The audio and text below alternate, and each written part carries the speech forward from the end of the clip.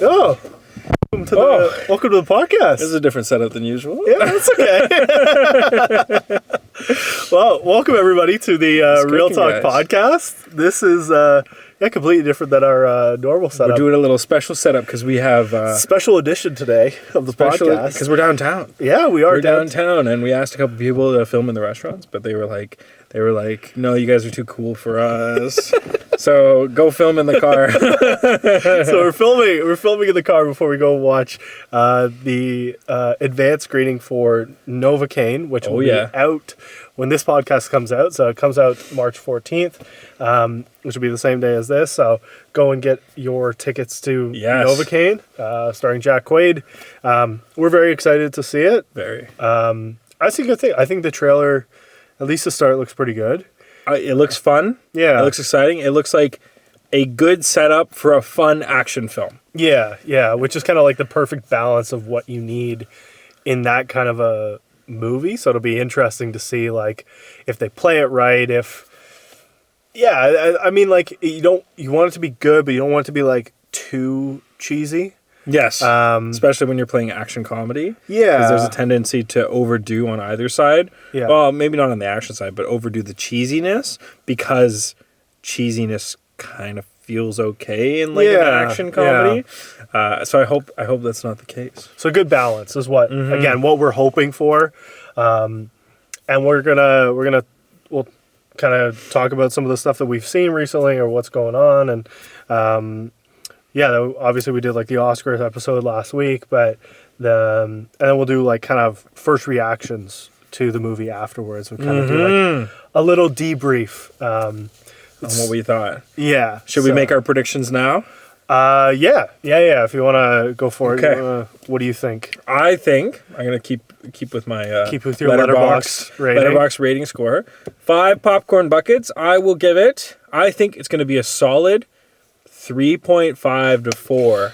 I think it's gonna be right in that sweet spot where I'm gonna walk away from it. I'm gonna be like, you know what? I was happy. I'm satisfied with that film, to the point where I'm so satisfied that I liked it. It was a good film. So it'll be right in that niche. I don't think it's going to blow my socks off, but I also don't think it's going to be that bad. And even if it is a little bad, I think that because it's an action comedy, it'll smooth all that bumps. Yeah. I think that's kind of exactly what I was thinking as well. I was thinking like that 3.5. I will be pleasantly surprised if I can give it a 4.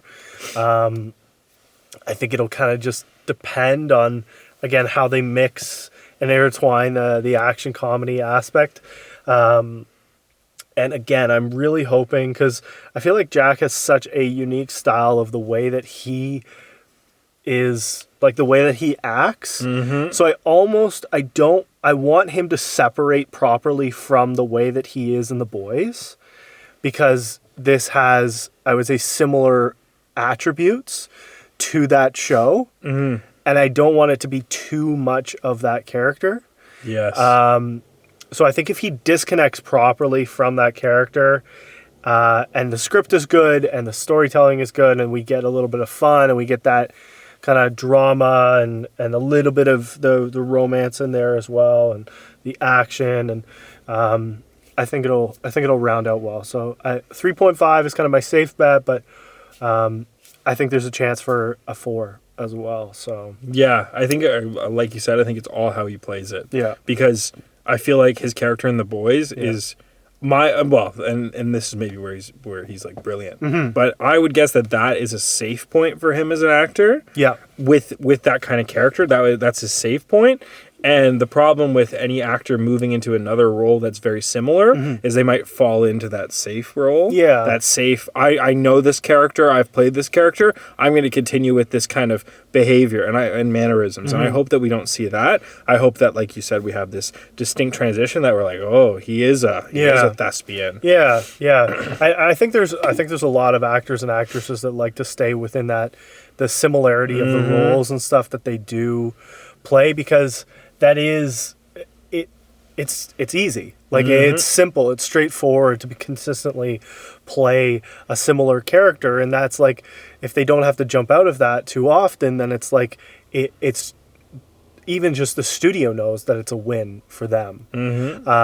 So I think it's important that he does play somebody a little bit different.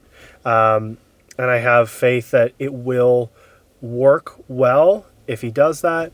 But again, we'll see. And at the end of the day, it's not just about how he portrays the character, but also how it's written too. If it's written well, it will be effective. It'd be interesting to see as we maybe do a little bit more research. We'll sit down at dinner, do a bit more research, and say, are there any cross writers? I'd be curious because it's like if depending on like where they shot it, and Warner Brothers is producing this, so like maybe there's some crossover in terms of writers and the way that it's done. So that would be interesting. So that you would get a similar character. We can kind of blame it on that. That would be interesting. Yeah, we should look at that. Yeah, we're hopeful. We're hopeful that it'll be good. It'll be a good film it's a good film for a Monday night. I can't complain. Now I hope we walk away and we're like, wow, that's crazy, best film ever. I hope we're there early enough for good seats. Yeah, I hope so. What time does it start at? 7. Oh, okay. No, I know, but they said they were like, oh, you got to be there like 35, 40 minutes before. I went to the pre-screening for Killers of the Flower Moon. I think we got there like 5 minutes before, and we got shoved right at the back corner. Oh, that's pretty bad. Yeah. But you know what? It was fine. Well, fine. Like even when Joey and I went and saw The Monkey, like we got good. We were there like early-ish. We weren't there that early, but it wasn't like packed. Like I feel like this is going to be like a full theater. Like definitely for a Warner Brothers film, I feel like is a. Sorry, is it? I keep saying Warner Brothers. No, it's Paramount. Oh shit, it's not Warner Brothers, it's Paramount. No. Sorry, Megan at Paramount. I apologize. It's not. It's okay. We corrected ourselves. It's a Paramount, but it's like a bigger. This would be like a bigger. They had 2 days. They had 2 advanced screenings. You know, it's going to be a little bit. Today and tomorrow? No. The 6th. So they had the 6th, so last Thursday and today. So we're in the second batch of people to see this film. Which is also so weird because it's like we get to like just walk through the Cineplex because of the advanced screening and just go into the theater, like versus there's like still regular movies going on tonight and we just get to walk through. It's just kind of like it's kind of weird. Like whereas when we went and saw The Monkey, it was 11 a.m. Like there was nothing else going on. Yeah. So this is like a regular night for people to go watch films. People are gonna be like, "Whoa, who are those guys?" Yeah, you get to walk through with press access. But yeah, hopeful, and then we'll circle back and kind of see what our thoughts were as well. But what have speaking of movies and stuff recently? I've watched lots of films recently. Yeah, what did you watch on the plane? Okay, so on the way there. Yeah, I watched what was the first film I watched? The way there I watched Wishmaster. Interesting. Have you ever heard of Wishmaster? No, what's that about? Okay, sounds like a horror movie. It's like a horror comedy drama from the 90s. Okay. Wishmaster is about a djinn, like a D-J-I-N, a djinn. So it's about in this world, it's the normal world. Yeah. Djinn exist, but djinn have been told in fairy tales that they are good and you get 3 wishes and everything. Okay. But in this world, the djinn is evil, and so the whole thing is that he grants wishes, but in order to, what he's trying to do is he's trying to grant whoever releases him from the gem. Yeah. He has to grant their 3 wishes, and then he unlocks his unlimited power, and he can open a barrier between the worlds and unleash all his other djinn brothers and sisters so that they can eat everybody's souls, essentially. Oh, interesting. So our main character is this girl who unknowingly releases the spirit of the djinn, and he has to grant all her wishes. And so, throughout the film, she uses 1, then she uses 2, and then in the last moment, she realizes the secret of what she needs to do and wishes the right way so that he traps himself back in the amulet. She outsmarts him.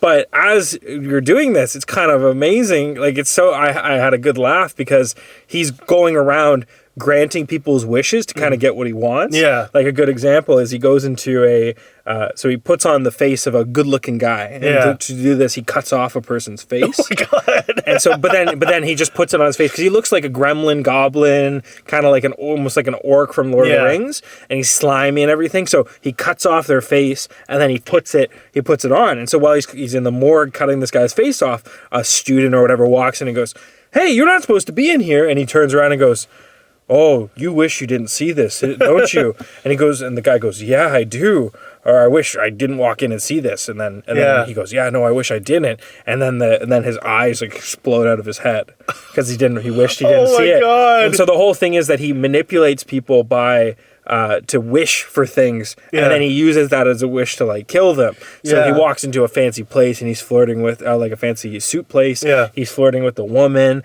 and he gets on a nice suit and he looks so dapper, and she's like, "Wow, like you could take me out in this." And she's like, "Will it be cash or card?" And he goes, "Cash."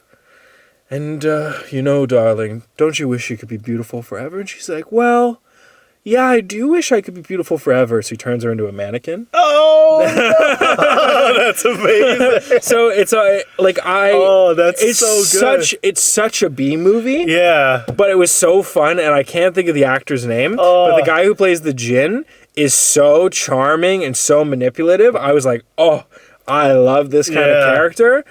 So cool. Like, that's so different too. Yeah. I think it has like a 40% or a 39% for a rating. But honestly, I enjoyed it a lot on the plane. Like, of all the movies I had queued up, I was glad I watched that one. I had seen like a clip on Instagram or something of the guy like, "Don't you wish that this could happen?" And then the guy like blows up or whatever. That was the one I watched on the way there. Okay. When I was in Mexico, I was told that I have to get the Mexico cinema experience. Yeah. And so I went. And so in Mexico, which is honestly, there's some things that Mexico does that's way better than Canadian. Well, they have different types of popcorn made fresh. So you know how we have shakers? Yeah, they just make it. They make it. So they make like caramel corn, and they make like taquito. They make like Takis popcorn. That would be so good. And then they make Cheetos popcorn, and then they have a couple others. And on the side, they have like. You can put tahini on it. You can put lime juice on it. They have hot sauce. They have and then they have all your condiments that you can use for like the actual food. Yeah. Because they have a full restaurant in the theater, of course. So you can get hot dogs, or you can get burgers, or you can get tacos, or you can go to. I'm like, oh my God. So everybody's when they're making their popcorns, they're not just using like popcorn toppings. They're also using like burger and hot dog toppings. That's so fun. Yeah. So like the bag of popcorn we got. And like another thing too, they have these trays, so they give you all your stuff on this special tray that slots into a slot in the seat, so that it holds it in front of you. Amazing. So I was sitting there going, how is it that Mexico has all these fucking little tiny things that make life so much better? Yeah. But we don't have that in Canada. Yeah. They're innovative. That's why. There's no innovation when it comes to this stuff. Like, we need to be doing. Don't make me pay like $30 for a VIP ticket just to get like basic service they get in Mexico. Yeah. And then I was like standing there and I'm ordering popcorn and I go, oh, I could really, like, I'd love to try the Taki popcorn, but the caramel corn, I bet it's so good. And even the butter, like, I'd love to just try the basic butter because I bet that's damn good. Yeah. And the guy goes, you can have all three. Yeah. And I was like, wait, what do you mean? And he pulls out a divider for the big popcorn bucket, and he fills up each side with it. And I was like, oh, that's amazing. I was like, perfect. Oh my God. Again, innovation. It's exactly what we need. It's like it's the simplest shit. Yeah. And I was just like so blown away by that. And it makes it a world of difference too, because you're like, now I want to go back. Now I got to experience this again. And what's cool is I could have saw Mickey 17 when I was there because it's released in Mexico. Oh, but the timing didn't work out, so I watched and I had to. I watched the monkey. Oh yeah. So what did you think? What did you think? You know what? I walked out of there going, that is exactly what I expected the movie to be. Exactly what I wanted that movie to be. Exactly what I wanted it to be. But so funny though, right? Oh, so funny. Like, so much comedy. And just like by the end, you were so. used to death, so used to the gore that the bus. I saw that happen, and I didn't even go. I just went, oh my God. Of course. Because you're waiting for that at the end. Like, you're like, nothing's happening. The bus is going to blow up. Nothing's going to happen. And you see the cheerleaders, and you're like, woo. Oh, there they go. The shotgun was messed up. Yeah. The pool scene. The first scene with the arrow. The stomach, and then it pulls the spear out. gun. Yeah. That was pretty bad. Yeah, that was to start the movie like that, with the entire intestines just getting laid out. You're like, fuck.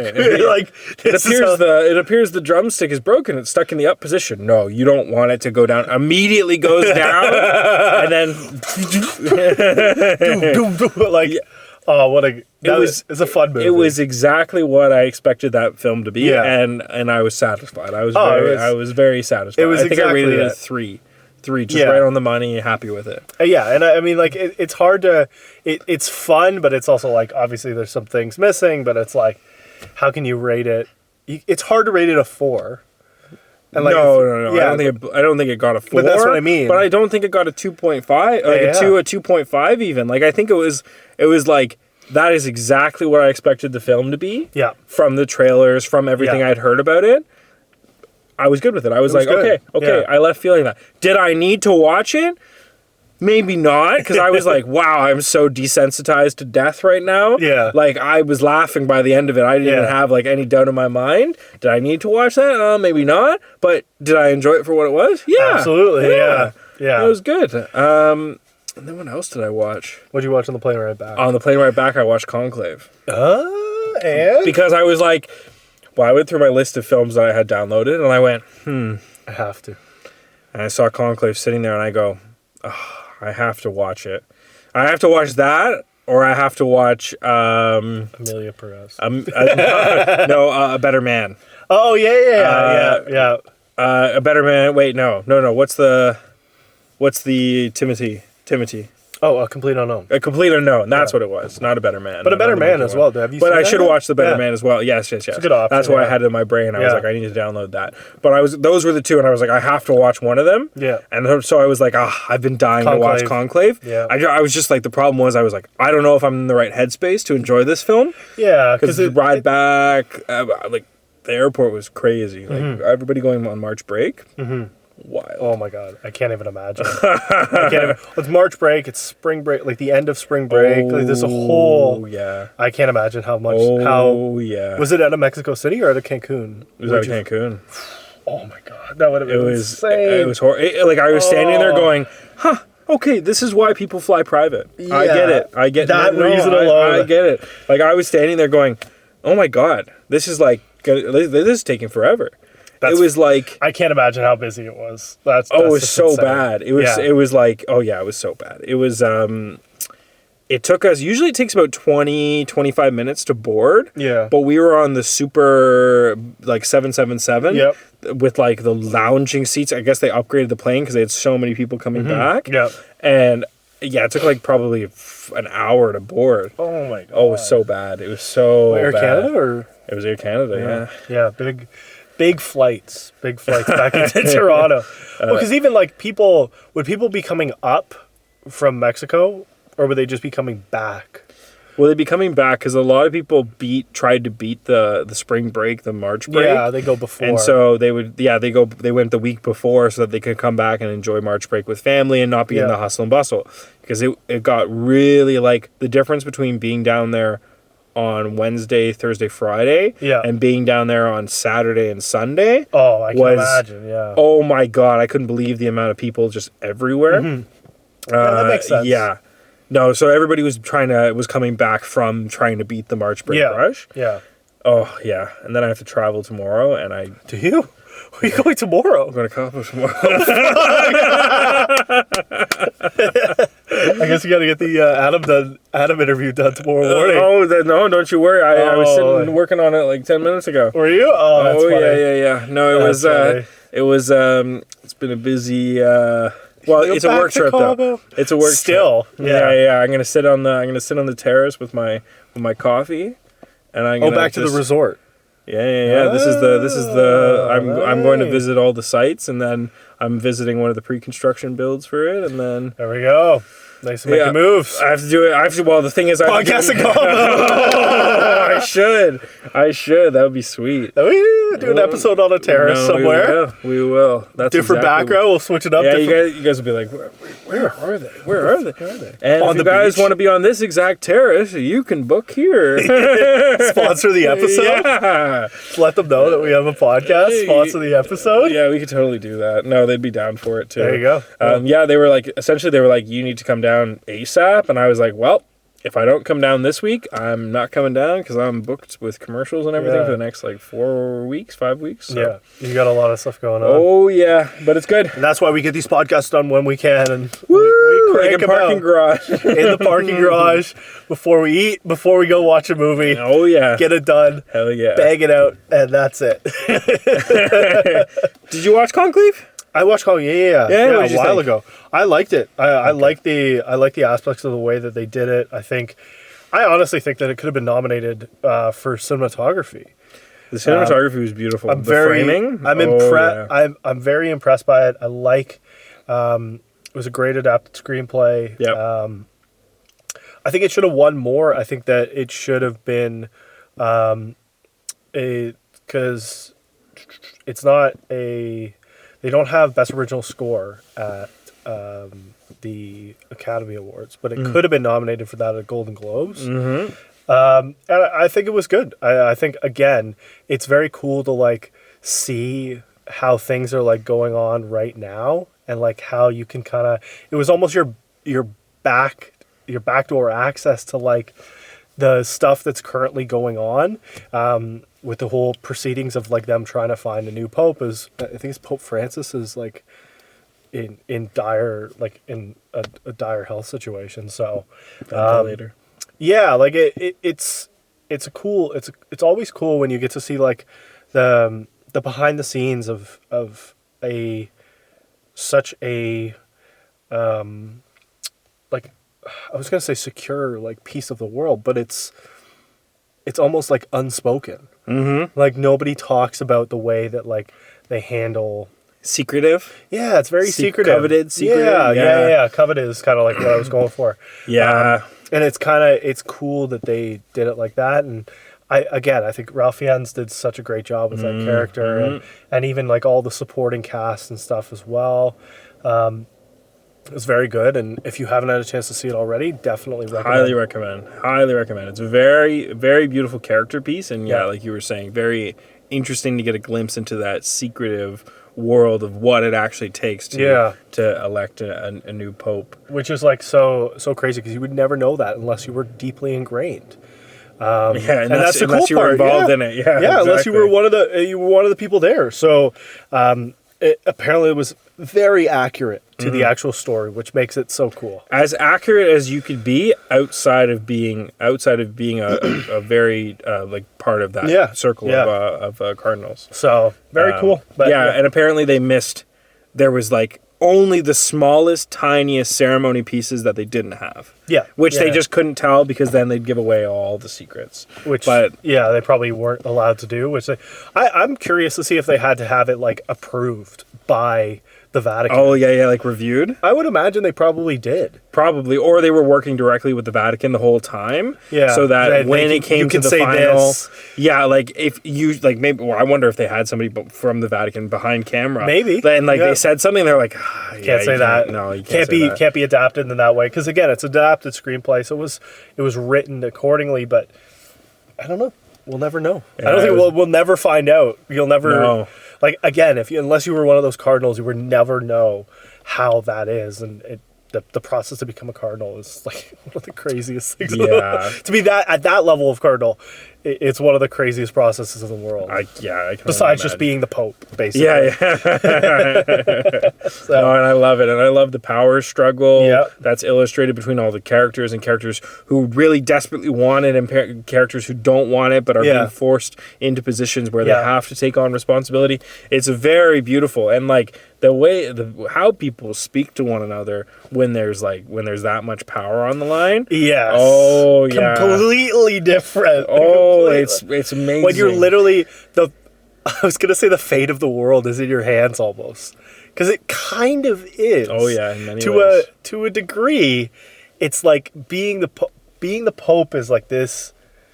Everybody in the whole world recognizes the Pope essentially. Mm-hmm. Like everybody. So everyone. Yeah, so it's like it's not just the president, it's not a king, it's not a prime minister, it's the Pope. It's like a whole other level. Where it's the saying in the line in the film where they go, "You're about to be the most famous man in the world." Mm-hmm. Yeah, and everybody wants to meet you. Yeah, basically. Everybody wants to get in your whether pocket. they agree with you or not, everybody wants to meet you. Yep. Because it's like this whole other level of like holiness that you hold. Chosen by God. Power-wise, exactly. Chosen by God and just, chosen by the Cardinals. It's for God. Yeah. So, yeah. I think, I feel like that beautifully summarizes the first, let's call it part one of the episode. Yeah, because we're going to be back. We're going to be back. Reviews after the film. And we're going to do that. We're going to go get some grub, watch this film, and we will be back. Okay. We're back. We're back, baby. We watched it. It's finished. And I think we were both pleasantly surprised. Very pleasantly surprised. That was, yeah. You want to go first on your review? Okay. My review. I thought it was a good balance of really well done action, comedy, and just the right amount of body horror that really hammered home the fact that this guy doesn't feel any pain. Yeah. He feels no pain. He's Novocaine. No pain. Yeah, I think it was a great screening because everybody was like super well engaged. Oh yeah, everyone's laughing at the right moment. It's going at the right moment. And it was packed too. It was packed full. It was full. It was completely like for a screening. There was not an empty seat, which everybody crammed in. There was 4 seats for like either the Toro people or the Paramount people. I think there was like 2 from each. That was it. Like there was no extra seats, which makes it so much more fun. And everybody's there because they want to watch the film. Absolutely, yeah. And I see why they've done so much press for this film. Like they were sponsoring every event under the sun. They did all the WWE stuff when it came here. Yeah. They did the last UFC as well. Like they were the main thing. They were talking about it. It was crazy.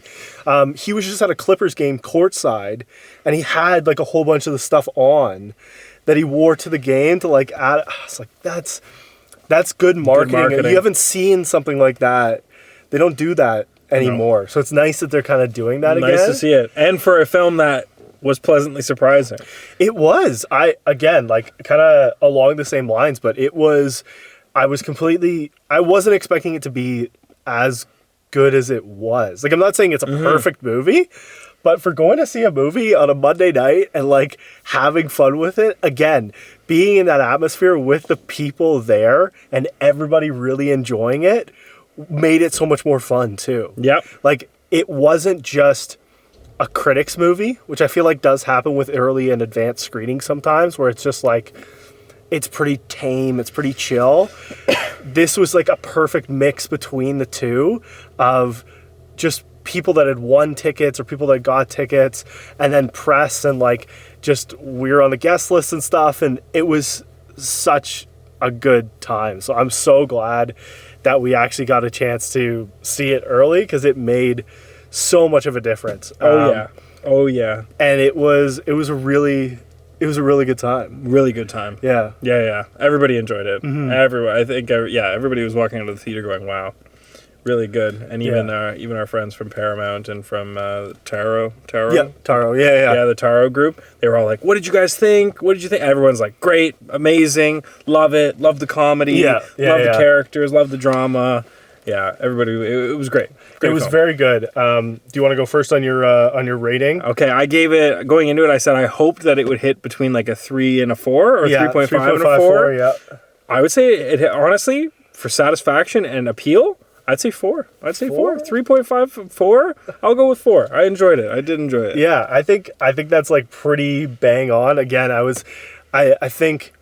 I honestly, I don't even think that the trailer does the movie justice. No, it doesn't. In the same way, because it's like, I wasn't sure how it was going to be based on the trailer, and that's why we kind of talked about it so much before. Kind of like back and forth of what this is actually going to turn out to be, film-wise. Again, pleasantly surprised. If I could like kind of go between, I honestly would put it at like a 4.25. I think that's like the perfect number for it, because, again, a good mix of the storyline, the twists, a little bit of turns, like it kind of throws you a little bit unexpected, and it was good. I was again, like it had all aspects of like, I don't know how much more you could have done to make it like that much better. It's just it doesn't qualify for a 4.5 because that's at such a high level in terms of film. But for the genre that it's in, I don't know how much better it could have been.